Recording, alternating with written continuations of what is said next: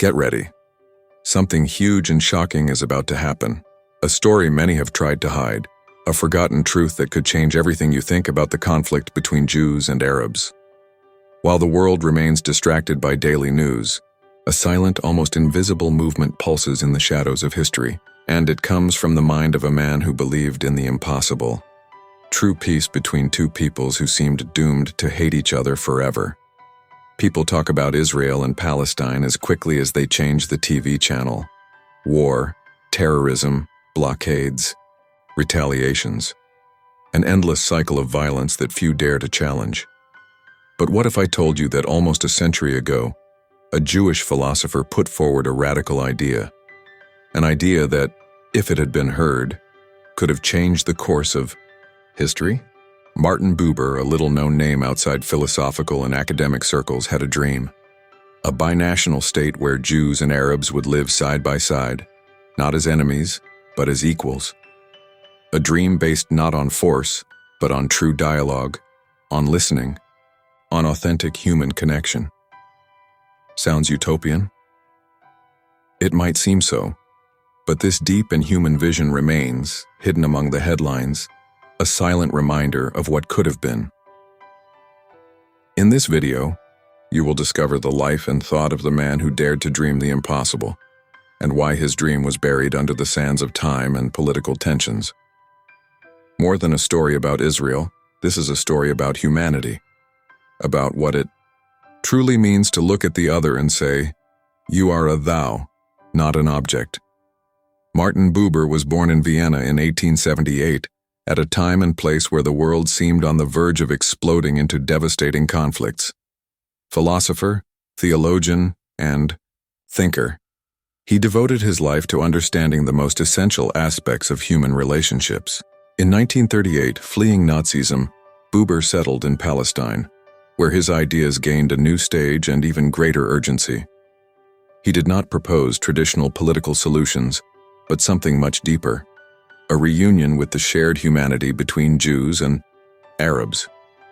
His philosophy of I and Thou suggests that a true encounter only happens when we see the other as a subject, not as a thing, enemy, or threat. This perspective changes everything: friendship, religion, politics, and above all, the conflict. But why was Buber's vision rejected? Why did his dream, so full of hope and courage, not become reality? And what does it tell us today, when the conflict seems far from ending? The answer lies in political interests, in the difficulties of building bridges in a landscape marked by distrust, fear, and violence. But Buber's message did not die. It is alive, waiting to be rediscovered, to inspire new paths. While many resign themselves to the cycle of hatred, Buber invites us to turn our eyes back to dialogue, to human encounter, to active hope. The A&D, kind that acts in the present even when all seems lost. This is an invitation to look at the conflict not only through the eyes of history or politics, but through the eyes of philosophy and empathy. Today, when we think of Israel and Palestine, the image that comes to mind is of walls, checkpoints, rockets, pain. Two peoples trapped in a cycle of fear and resistance, where every gesture is interpreted as a threat. It seems there is no room for bridges, only trenches, but it has not always been like this.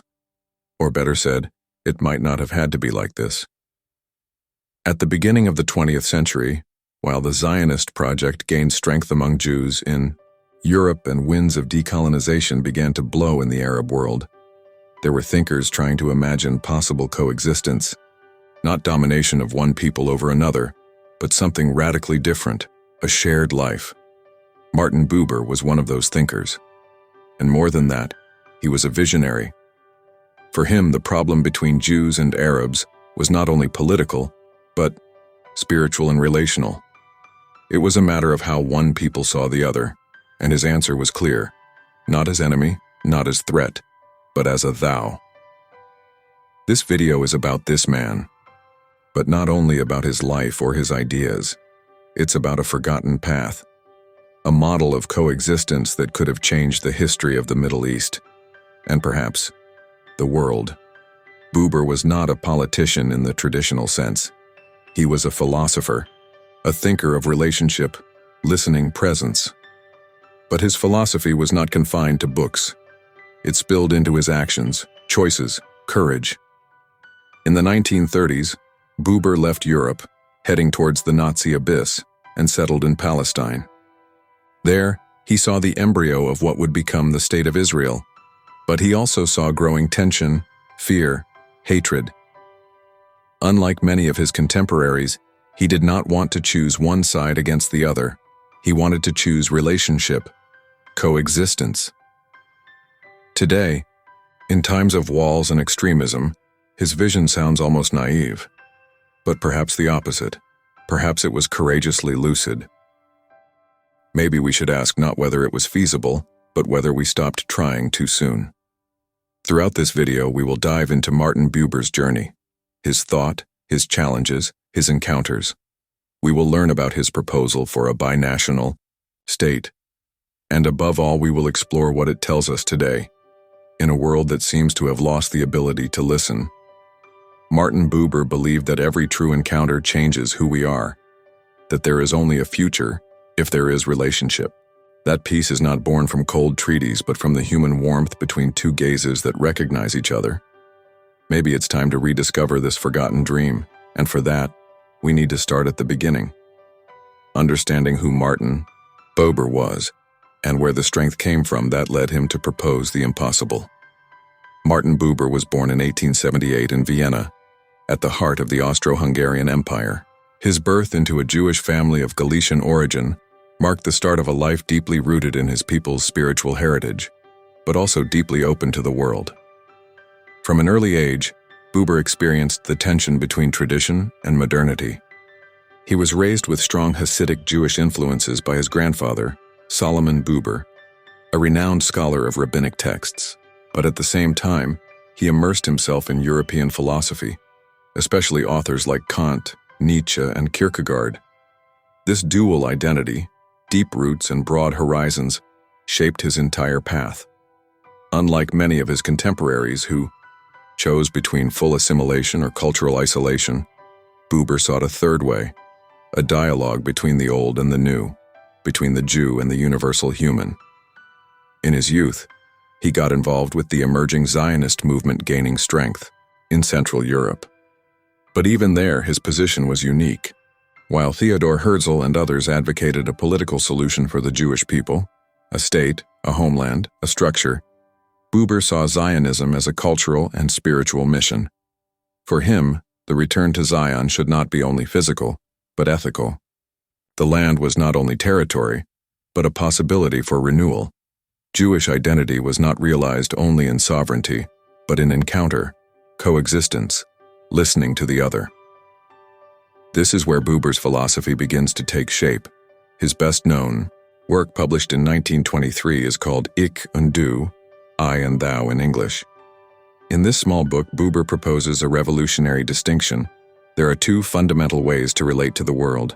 The first is the I-it relation, which treats the other as an object, a thing to be used, explained, dominated. It is the logic of utility, control, distance. The second mode is the I-thou relation. Here, the other is not a thing, but a presence, not someone to measure or describe, but someone to encounter. In this type of relation, there is no separation. There is reciprocity. The thou transforms the I. It is not a relationship of consumption, but of communion. This thought did not stay confined to books. When Buber emigrated to Palestine in 1938, fleeing Nazism, but also responding to the call of Zionism, he tried to live this philosophy in practice. He became a professor of social philosophy at the Hebrew University of Jerusalem. There, in a territory under British mandate, where tension between Jews and Arabs grew day by day, he insisted, there is no future without relationship with the other. While most Zionist leaders sought to secure an exclusively Jewish state, Buber advocated a bold idea, the creation of a binational state with equal rights for Jews and Arabs, a shared home, a place where two identities could coexist, without domination, without exclusion. This vision was not well received. It was considered utopian, dangerous, even traitorous. In times of conflict, those who speak of listening sound weak. In times of fear, those who propose coexistence are seen as naive or as accomplices of the enemy. But Buber did not back down. He believed true heroism is not in imposing force, but in the courage to see the other as a thou, even when everything around screams to treat them as an it.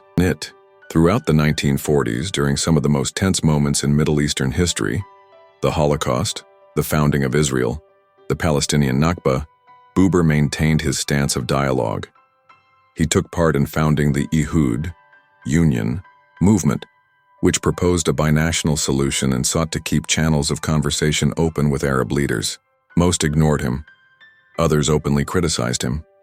But he persisted, because for him, more dangerous than being defeated was to stop trying. His life thus became a testimony of consistency. He did not just speak of peace. He lived as if it were possible. He was not a blind idealist. He knew of violence, pain, injustice. But he refused to believe that hatred was the inevitable fate of peoples. Buber also maintained a living faith, though not orthodox. His Judaism was not one of dogma, but of listening and encountering the divine in the other.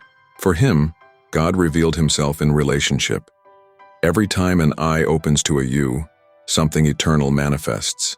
Thus, his commitment to peace between Jews and Arabs was not only political or moral, it was theological, it was spiritual, it was a calling. Martin Buber died in 1965 in Jerusalem without seeing his vision fulfilled. Reality took a path opposite to what he proposed. Walls were built, borders drawn, resentments rooted. But his voice remains, not as an echo of a naive past, but as a whisper of a still possible future. And now, knowing who he was, we can better understand his boldest proposal, a binational state in the heart of the Middle East, an idea that, even rejected, continues to challenge the logics of separation.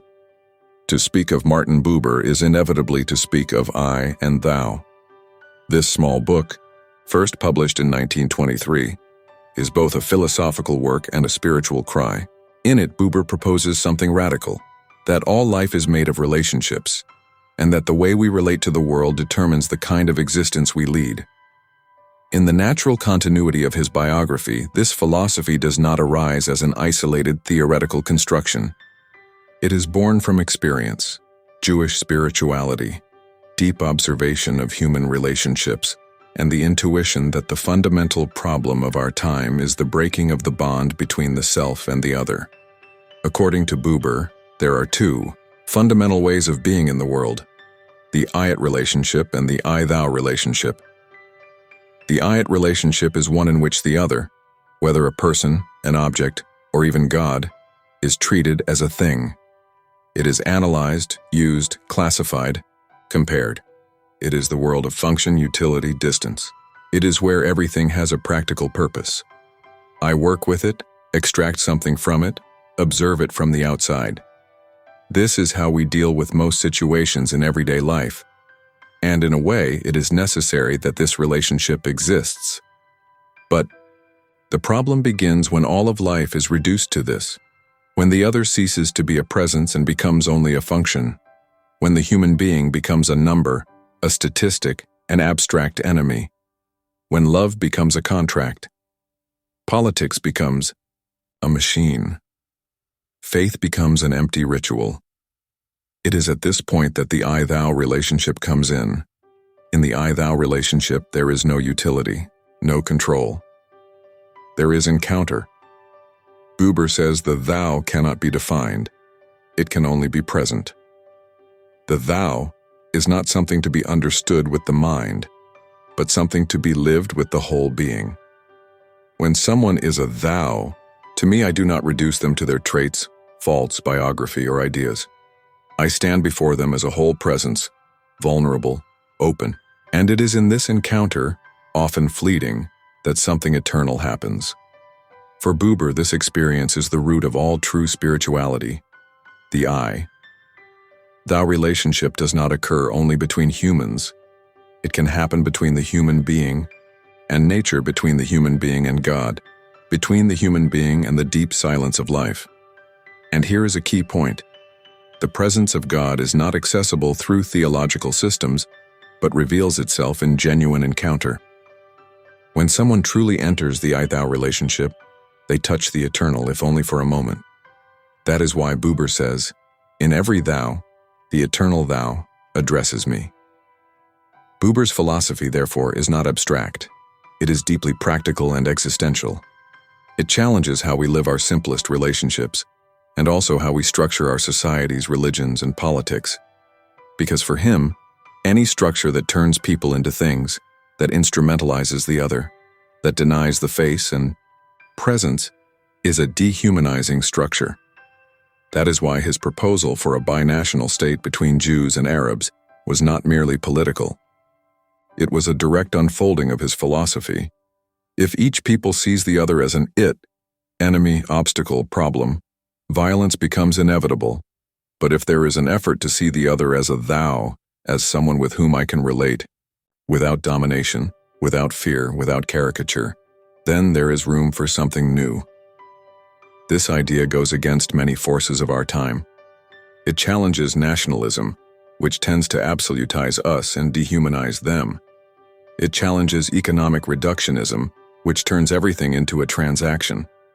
It even challenges certain forms of religion, which may fix God in dogmas and lose the relational dimension of the sacred. But at the same time, this idea resonates with the deepest intuition of anyone who has lived a true human encounter, one that transforms us without us knowing how. Anyone who has truly been heard, anyone who has looked someone in the eyes and felt seen, anyone who has experienced shared silence that communicates more than words, knows what Buber is talking about.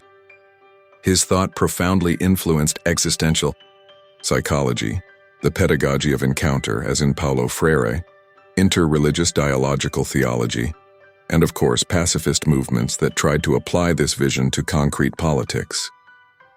But there is something even more radical in Buber's proposal. Transformation begins within each person. He did not believe peace would come only from diplomatic agreements or structural reforms. For him, true change happens when a human being decides to relate to the world differently. When they choose the path of encounter, even amid fear, distrust, and a history of pain.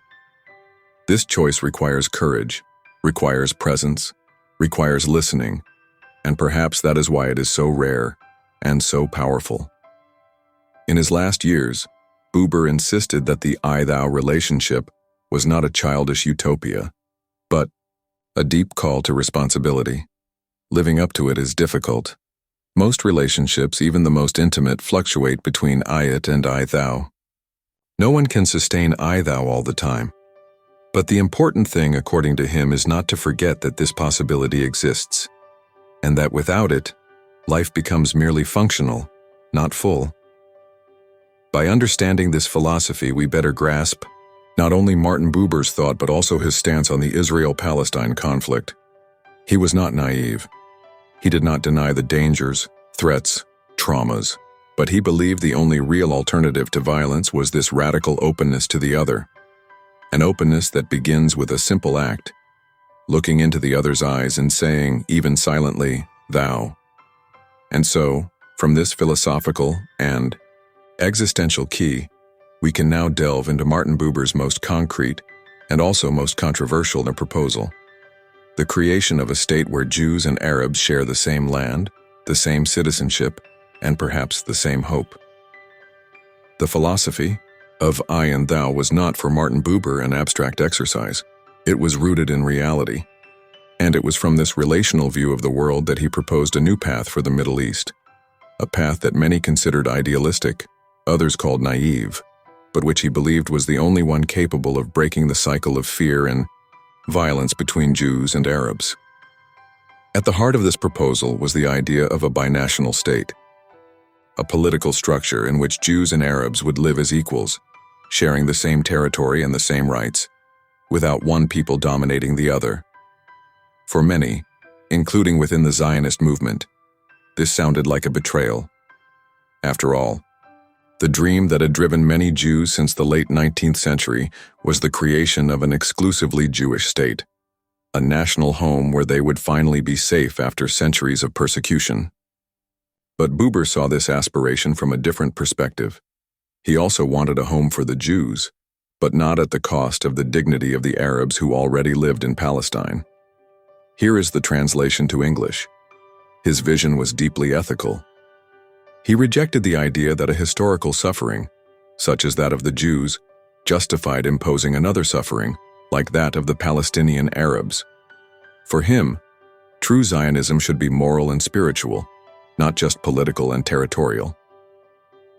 This conviction led him to join a small but influential group called Brit Shalom, Covenant of Peace, founded in 1925. The group advocated dialogue between Jews and Arabs, and early on proposed the construction of a binational framework based on mutual respect, reciprocal recognition, and political parity. Buber saw the Arabs not as an obstacle to the Zionist dream, but as inevitable partners in building a just society.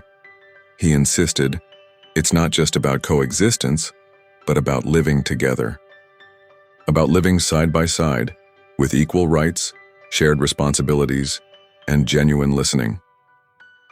The proposal was clear: a binational federation with constitutional guarantees for both communities, including political representation, cultural protection, religious freedom, and joint decision-making mechanisms. It was an idea that required political maturity and human sensitivity, two qualities scarce in times of growing tension, and the context didn't help. The 1930s were marked by a significant increase in tensions between Jews and Arabs in Palestine, with clashes, boycotts, attacks, and ultimately a widespread Arab revolt between 1936 and 1939. The growing arrival of Jews fleeing Nazism also fueled fear and distrust between the two peoples. Amid this scenario, the binational proposal seemed increasingly utopian. Even so, Buber did not back down. During the 1940s, with the Holocaust completed and the tragedy of the Jewish people in its most brutal form revealed to the world, the idea of a sovereign Jewish state gained definitive momentum. But Buber maintained his position. He recognized the need for a national home, but insisted that Jewish security could not be built on the exclusion of another people. In 1947, when the United Nations approved the partition plan for Palestine, creating two separate states, one Jewish and one Arab, Buber expressed his disappointment. For him, this decision sealed the region's fate. It would divide not only territories but also hearts, memories, and hopes. It would be the beginning of an endless series of wars and resentments. He saw with sorrow the opportunity being lost, and indeed, shortly after, the 1948 war consolidated Israel's independence, but at the cost of thousands dead, hundreds of thousands of Arabs expelled or fleeing, and the beginning of a conflict that still today has no definitive solution. Even so, Buber did not distance himself from Israel. He continued living there, teaching, writing, and participating in debates, but always as a dissenting voice and respected yet a minority. His critique was not driven by opposition to Zionism, but by a deep fidelity to its most ethical meaning. In his classes and lectures, Buber insisted, Israel's security will only be real when it is also recognized as justice for the Arabs. Peace, for him, was not merely the absence of war. It was mutual recognition, shared dignity, openness to otherness. Interestingly, he did not idealize the Arabs. He recognized there was violence, hostility, and radical rhetoric. But he also recognized the same on the Jewish side, and he affirmed that the only antidote to hatred was encounter. The I-thou experience had to be cultivated even, and especially, at the political level. Some accused him of romanticism, others of betrayal. But Buber remained steadfast until the end of his life, in this almost prophetic belief that true peace requires moral courage. The courage to see the other as a human being, not as a threat.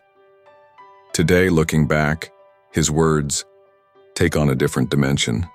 In times when military solutions seem to fail, where physical and symbolic walls continue to be erected, and where hope seems increasingly fragile, Martin Buber's binational dream appears not as a proposal from the past, but as an urgent question for the present.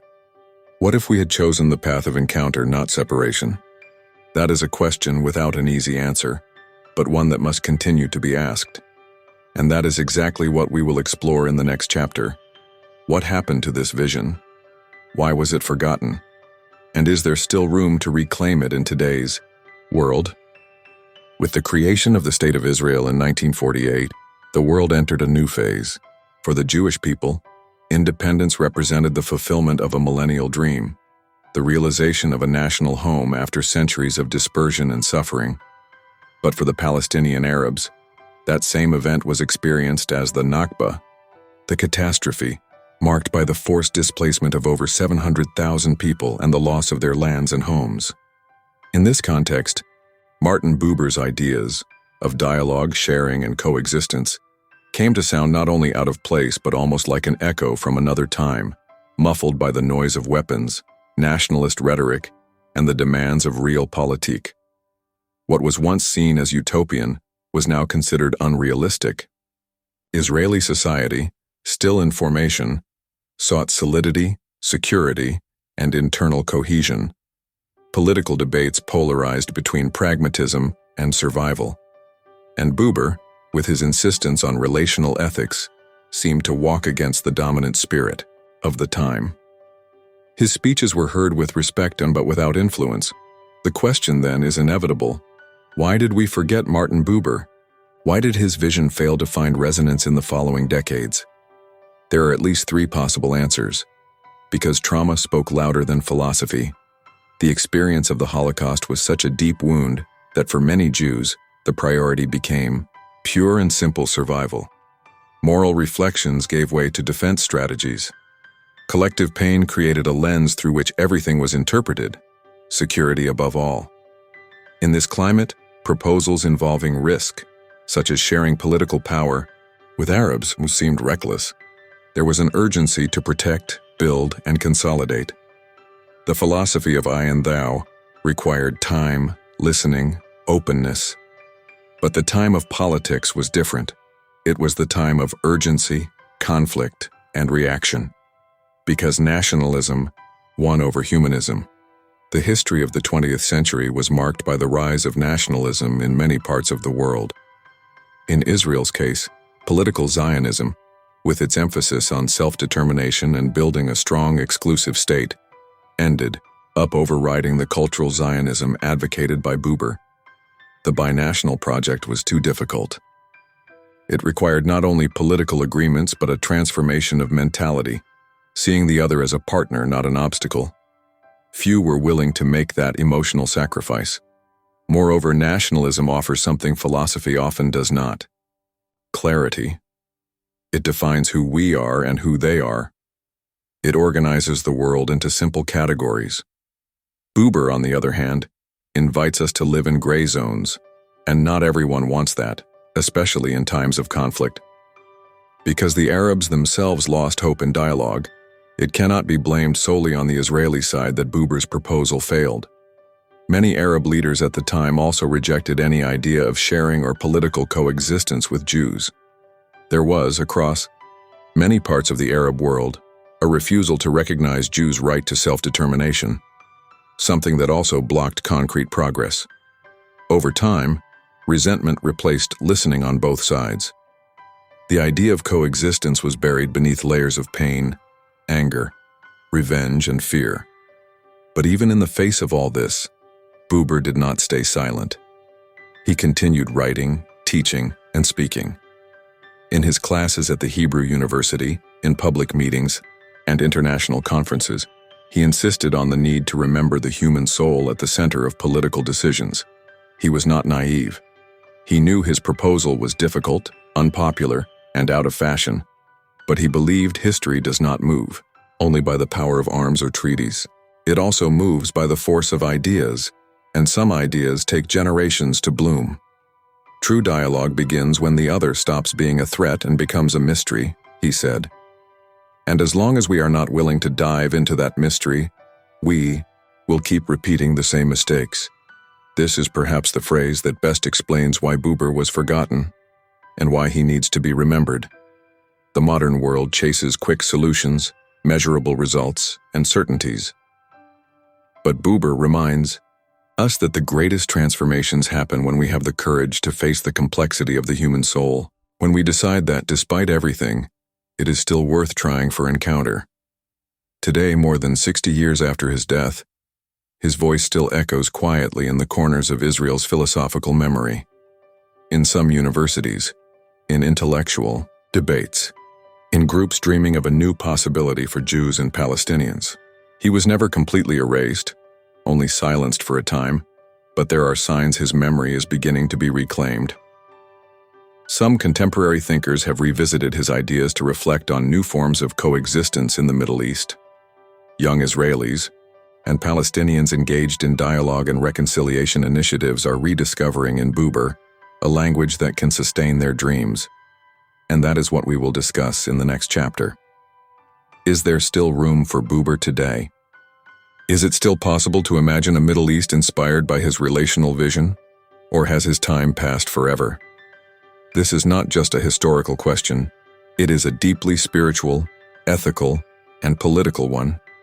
And perhaps that is exactly what makes Buber so necessary now. If Martin Buber's dream of peaceful coexistence between Jews and Arabs in the Middle East seems distant to many, it carries a message that transcends any geographical or cultural border.